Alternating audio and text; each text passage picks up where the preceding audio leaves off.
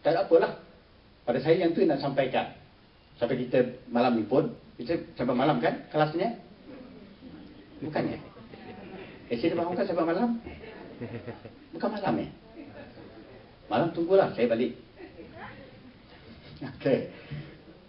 Okey, saya nak bagi gambaran mudah ya. Bagi gambaran mudah. Supaya kita nampak jelas ayat yang Allah beritahu tadi. Okay, saya contohkan puan ya, puan.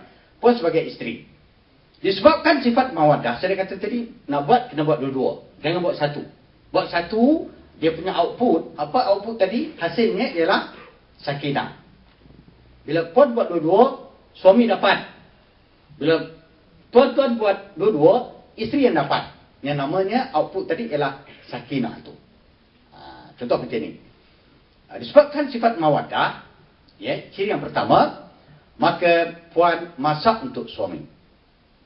Betul kan? Perempuan masak untuk suami, kenapa? Sebab sifat mawaddah tu. Walaupun perempuan tahu, tugas masak sebenarnya tugas siapa? Perempuan. Tugas masak, sebenarnya tugas siapa? Tugas? Betul ke tuan-tuan? Tugas masak tugas suami kan? Apa pernah masak?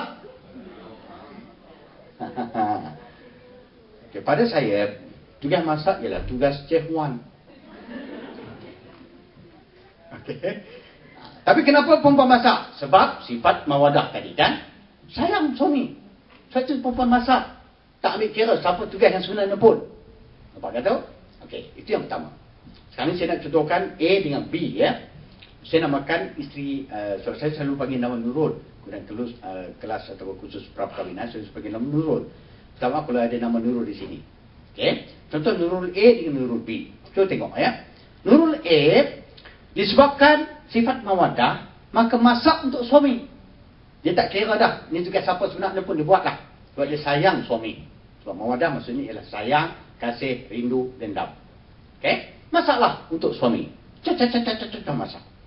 Lepas masak, hidang.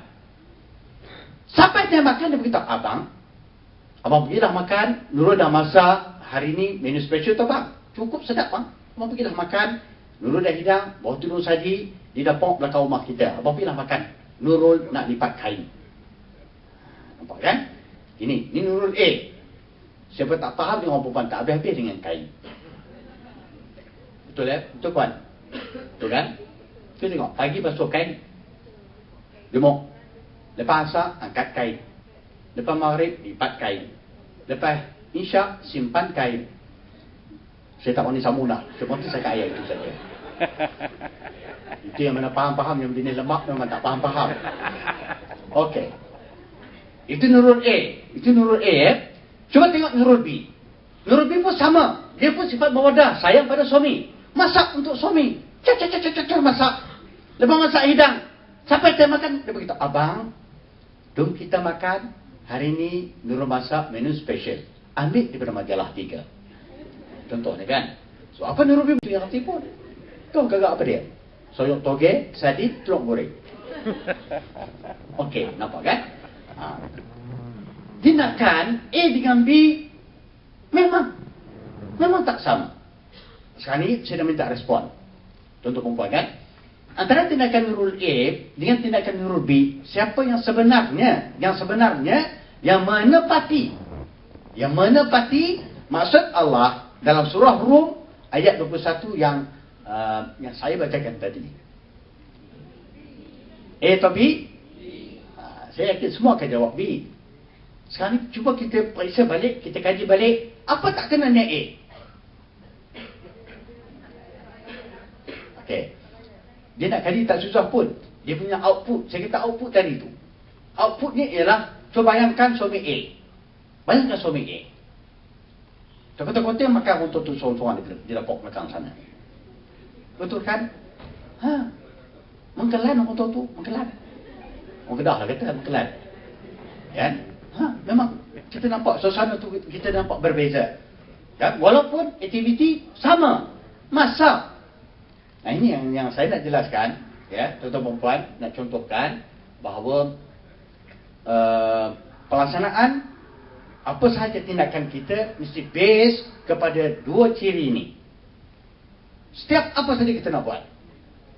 Itu dia punya kontennya, isi yang utama sekali. Sayang dan kesian. Dia buatlah, dia duk kira sangat. Tugas apa macam tadi lah, tugas masak kan. Okey. Contoh satu lagi. Sebabnya bila kita buat dua-dua, maka outputnya, itu yang dapat ketenangan. Untuk rumah tangga B, Nurul B, kita nampak kan, suami rasa cukup selesa. Nurul B kadang-kadang suap lagi. Turun suap lagi untuk perempuan.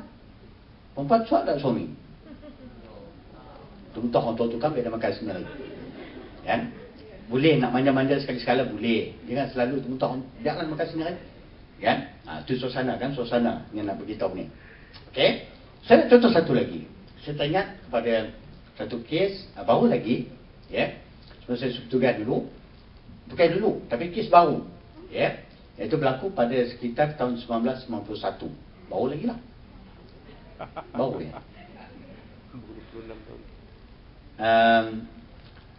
Isteri datang mengadu. Ya. Saya bertanya, puan, apa masalahnya? So, isteri mengadu apa? Dia kata suami dia cukup baik.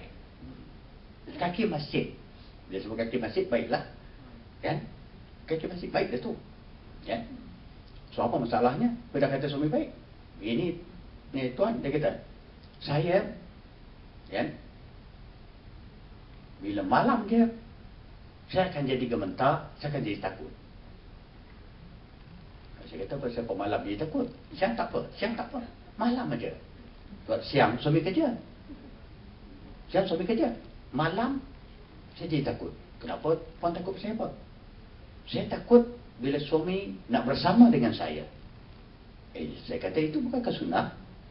Bukan puan dulu nak kahwin nak AA tu? Kan? Itu betul tuan. Tapi suami saya lain. Suami saya lain. Kan? Dia pun cerita. Kan? Saya pun ingat dia nak cerita habis cakap itu. Rupanya dia beritahunya yang suaminya semasa melakukan aktiviti itu, aktiviti yang dia katakan sunnah ibadah tu, kan, cara tak betul. Kan? So dia ambil orang kita handbag dia tu, kan, dia berkelok barang. Benda yang digunakan oleh suami. Saya tak mamak lah benda apa yang berkelok tu. Ni tuan, betul-betul cuma dia tak ketuk kepala saya je. Ni tuan, suami saya guna ni. Suami saya guna ni. Kan? Kemudian lepas tu dia berdiri. Saya ingat dia nak buat apa? Rupa dia nak tunjuk. Saya pun nasib baik. Cepat-cepat saya suruh dia duduk balik. Tidak memang wayang percuma. Bayangkan, dia berdiri, dia nak selak, nak tunjuk kat saya yang AA-nya sakit. Nak abang bagi. AA-nya sakit, dia nak tunjuk yang tu. Saya kata yang tunjuk sini, saya bukan doktor tak apalah. Kan? Dia buat agama. Kan? Okay, saya nak beritahu di sini, nampak tak? Bila tindakan kita tidak base kepada dua ciri utama tadi yang perlu digandingkan. Ya, mungkin suami tadi dia nak melaksanakan tanggungjawabnya, sayang kepada isteri, menunaikan nafkah batinnya. Betul. Tapi kemana pergi sifat rahmahnya? Kemana pergi sifat rahmahnya? Kan? Sehingga di luar yang tak sepatutnya. Kan? Bila saya panggil suami memang mengaku betul. Betul, suami mengaku. Kan? So saya tanya suami, kenapa tuan buat kepada puan macam ini? Kenapa buat isteri macam ini? Itulah dia kata dia silap. Menangis sungguh suami tu. Kan? Bila isi ni bila dia kata dia tak nak dah tu, itu masalahnya. Isi yang mana datang mengadu tu biasanya itu dah memang pada hemat saya dah jadi kronik dah tu. Dia dah benci sangat dah tu. Walaupun suami baik macam mana pun, kan? Bila sesuatu tak kena, orang kata terasa. Sebab tu di segi perbezaannya, kan, dalam tu dah ada kan, nota yang tu, kan, memang perbezaan tu memang betul, kan. Suami dia bila bercakap dia bercakap je, tapi isteri bila bercakap dia sekali dengan emosi. Dia emosi ni masalahnya.